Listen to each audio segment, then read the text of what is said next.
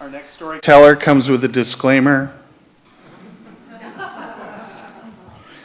He tends to get a little saucy, and when I said we're going to do a show at the library, he got all excited, and then I said, you have to be PG. We'll see how it goes. Please welcome back one of our audience favorites. Everybody adores him, Mr. Jimmy Doyle.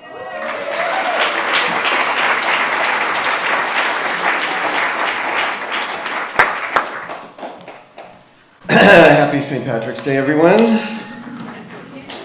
You know, I'm Irish. Yeah. What? I'm not. He's so scared I'm going to swear.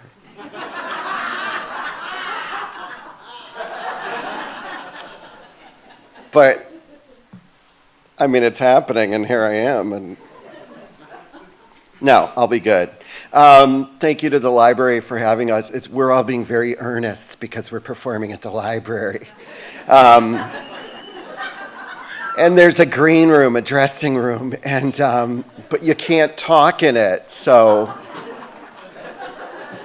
I've been hushed by a librarian today.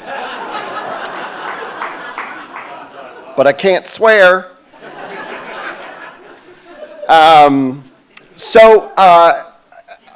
Oddly enough, this story is from like 4 font sizes ago.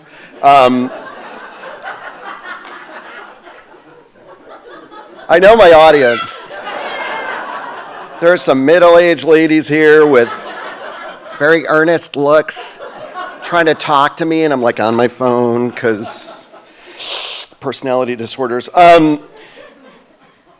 This is a story I wrote about my father, and I wanted something more Irish, and I thought I'd write something again, and Larry wanted this because it's one of his favorite stories. And then I realized this morning, because, a 2 o'clock show, I realized that the last time I saw my father alive was 30 years ago on St. Patrick's Day.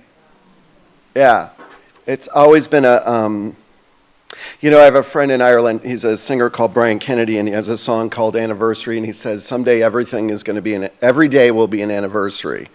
And that's how it starts to feel. But anyway, this is an old story called Father in Heaven.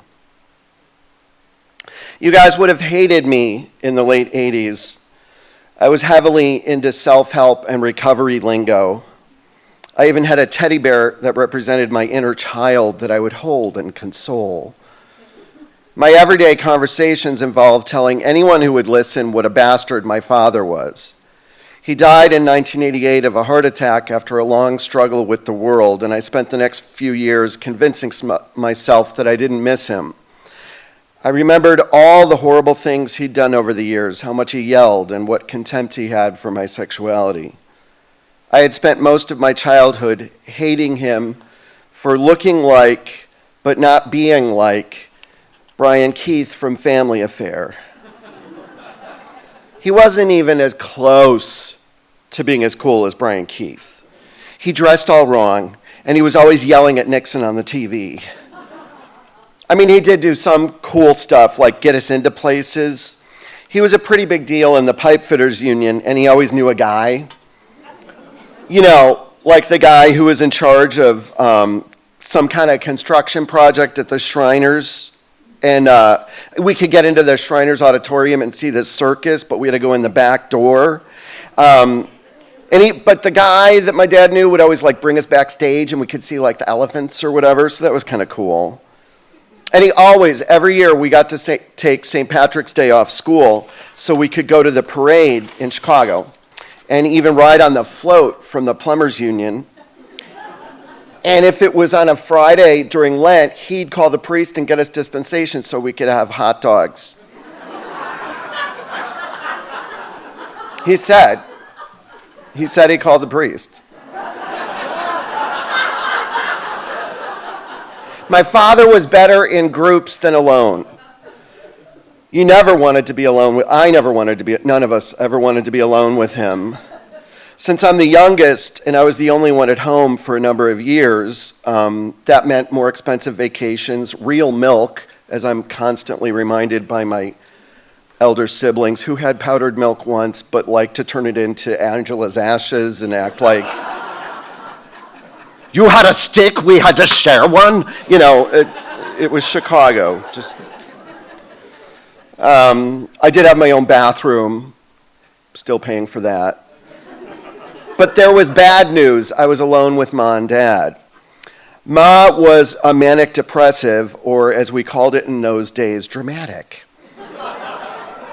She took her own life when I was 12 years old, leaving me alone with my father. I think the dread I felt being left alone with him could only have been matched by his dread of being left alone with me. I was 12 years old when my mother died, a very unattractive adolescent, lots of acne, and very femme. Very femme. This is as butch as it gets.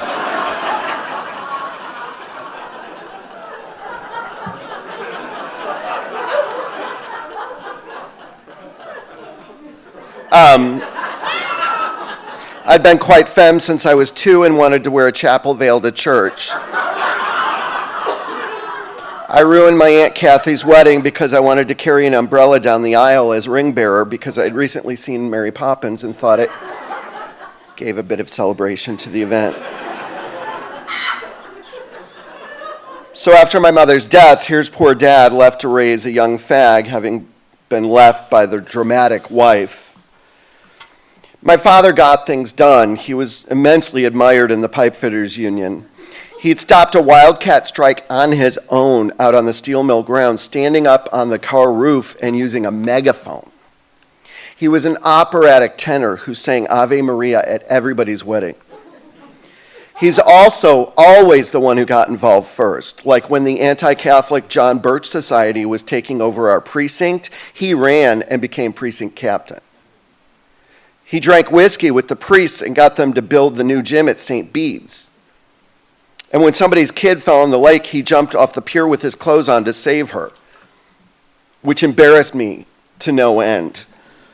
I was 11 years old, and this little kid fell in the drink, you know, and everybody, what's going on? And my dad jumps right in, and quite frankly, you'd rather see a toddler drown than see your dad coming out of the lake with wet Sandsabelt slacks from Sears.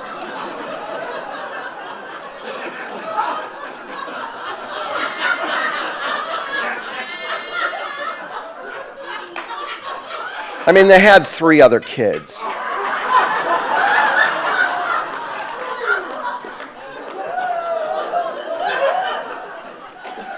Of course, when everyone in Ireland thought I was a girl that same year, I'm sure he wasn't as proud as they get. But we tolerated each other. He was pretty hip for his generation, never hitting us with a closed fist. Always had a job.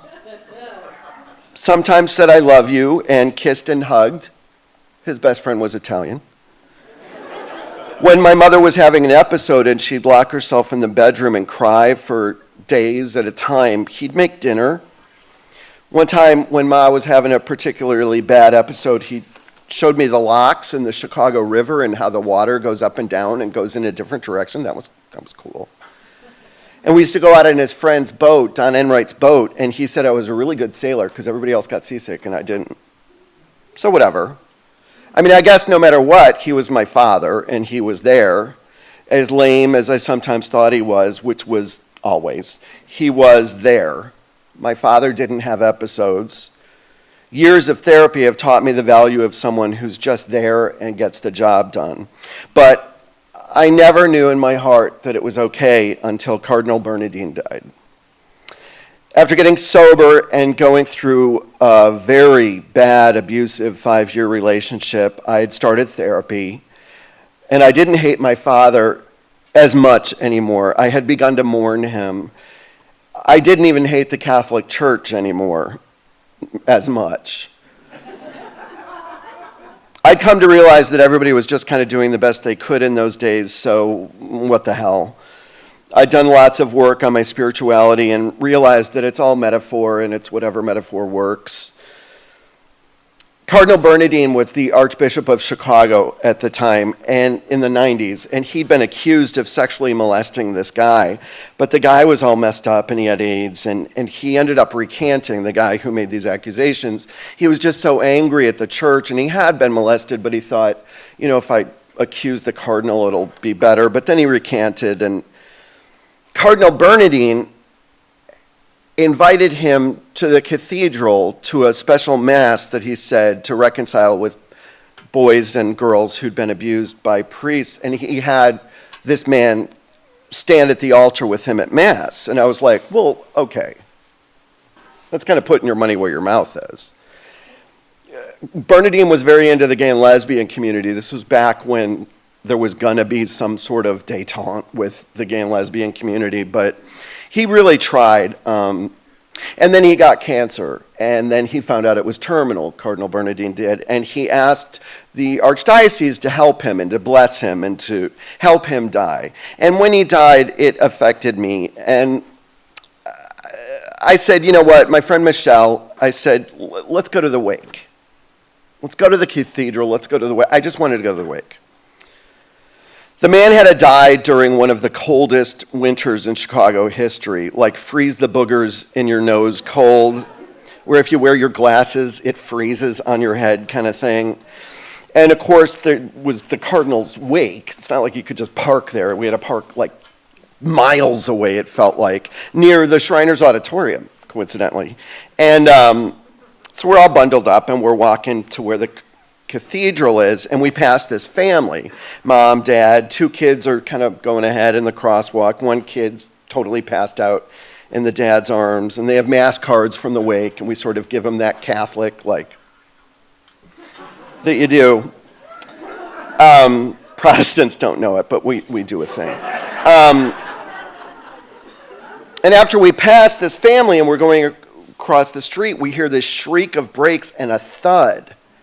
And we look back, and one of the children had actually been hit by a car and was flying, like, it was really, really bad. And Michelle McAndrew and I, redhead that she is, we didn't even think. We just jumped into traffic, and we're, like, stopping traffic, and we had to ask if somebody had a cell phone, because they were very unusual. We had a car phone, and can you call 911? And it was horrifying. And then I ran over to the mother, who was just beside herself, and I said, do you need a priest? Because the kid wasn't moving, and she says, yes, get a priest. And I run like 3 or 4 blocks, I don't even know, to the cathedral, and there's this long line there, and there's a couple priests there. So I grab the first priest I see, and I say, Father, this kid, he got hit, and he starts running. Well, he doesn't start running, because I swear to God, the man was 102 if he's a day. Okay, and I say, Father, this is what's happening, and I'm not lying. I wouldn't lie on St. Patty's Day to fucking...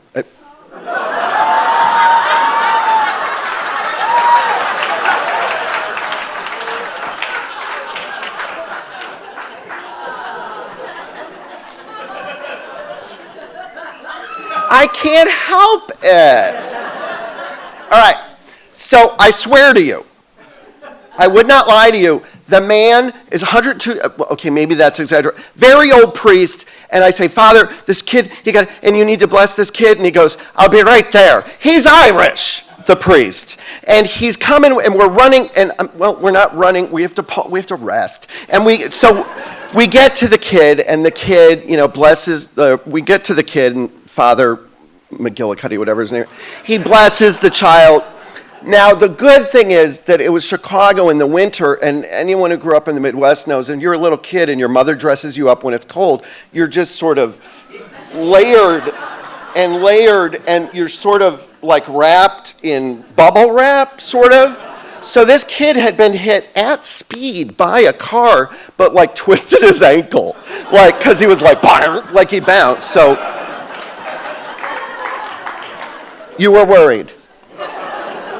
So anyway, so that's that, and we got the priest, and then we head back to the cathedral, right? Because we still have to go to the wake, and your man, Father Shaughnessy or whatever his name was, he says, I can't wait in the line again. This long line for, like half a mile, and the man probably had hours to live. He says, So I said, right. I said, let me handle this, Father. So I go up, there's two cops, right, at the doorway. And I say, excuse me, I'm sure you heard there was a kid who got hit by a car. I grabbed this priest out of the front of the line so he could get in. Is there any way he can come in? And the one priest goes, well, I'm a Catholic. He can do whatever he wants. And the other one goes, I ain't stopping a priest from going in a church. And then Father McGillicuddy says, I don't go anywhere without Jimmy Doyle. And that is how Michelle and I and a Catholic priest were ushered in by two Chicago police officers in dress whites to the altar where Cardinal Bernardine lay in repose. And as I was walking up to the casket, I thought of the line from the gospel, "This is my beloved son, listen to him." And in that moment, my dad and I were even. He taught me how to be a stand-up guy and to know right from wrong. A priest doesn't wait in line for a cardinal's wake after giving a sacrament when Red Doyle's kid is around.